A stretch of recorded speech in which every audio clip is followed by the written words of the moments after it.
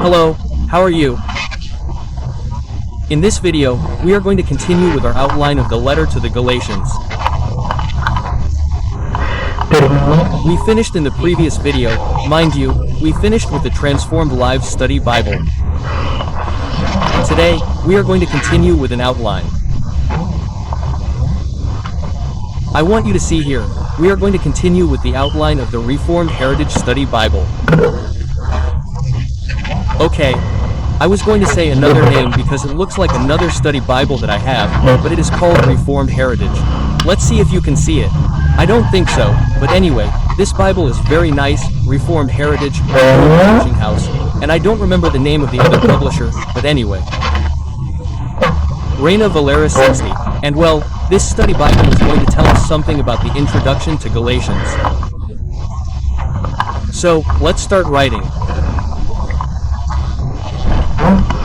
Remember that we have 3 Bibles so far from where we got the information. Okay. Good. So we have a Bible. Okay. Study Bible, Reformed Heritage.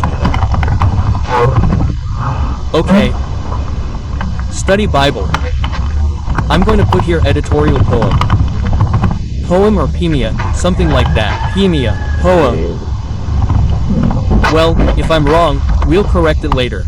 No, I don't know what it's like because there's also one in English. Well, let's get right into it. This study Bible gives it as a topic. Yeah. It gives as a topic the part that I'm going to talk about next, and we're going to write it down.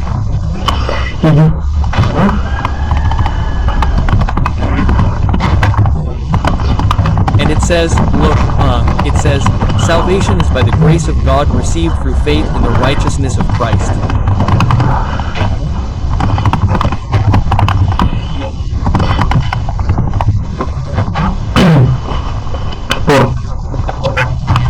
I really like this because it practically explains to us, and it explains to us right there how we are saved. And this, yes, this I really liked. It says the salvation of the believer, the salvation from the wrath of God, from condemnation. The salvation of the believer, it says, happens by the grace of God, that is, by God. God himself is the one who justifies, because God himself is the one who through his grace that we do not deserve, that is, undeserved grace is that it is by the grace of God and receives that grace, that gift, you receive it through faith. But faith in what? Faith in the righteousness of Christ on the cross, it says, apart from the works of the law. That is why now that we are studying the letter to the Galatians, it speaks to us a lot about the works of the law, okay? What did the law say we had to do? Let's go to the next section, which is called purpose. That's what it says in this study Bible, okay? Don't crucify me and say, why did you put purpose in it? And in the, well, it is the Reformed Student Bible. Okay, let's go next. It says, justification is by faith in Christ alone. Okay. In Christ by his righteousness, apart from the works of the law. It is very similar to the previous one, but here it speaks to us about justification. Okay. How are we declared? Righteous before God. Before God. How are you going to be declared righteous or guilty someday? No? So, here it tells us that through these and that it is not through the works of the law this justification. How are you righteous? Now, this study Bible puts it like this, synopsis. Synopsis. Okay, this is the first time I've seen this as such.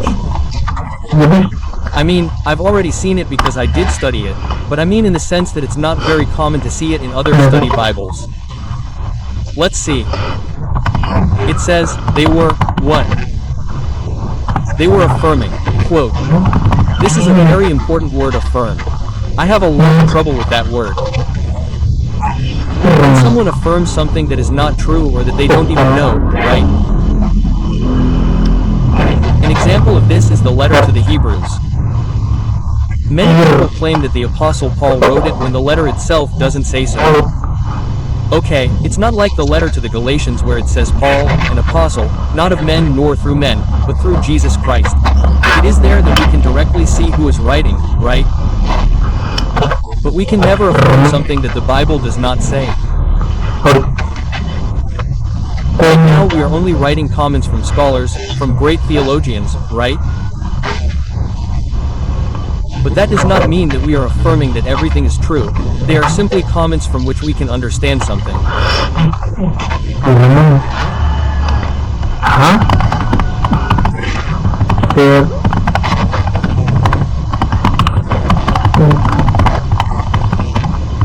He says, they were affirming, that in order to be truly saved one who had professed faith in Christ also, had to submit to, circumcision.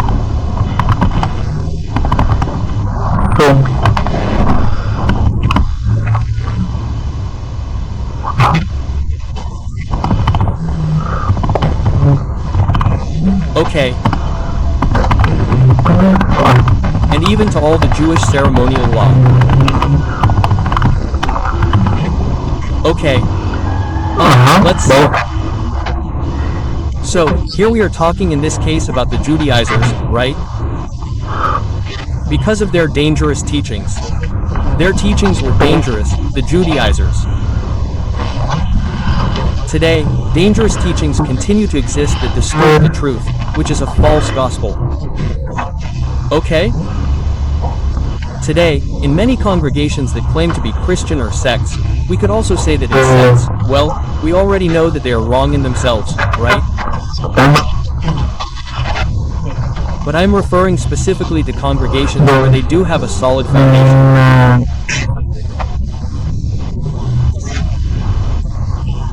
False teachers have also entered, false brothers, as the Apostle Paul says, and they have distorted the truth.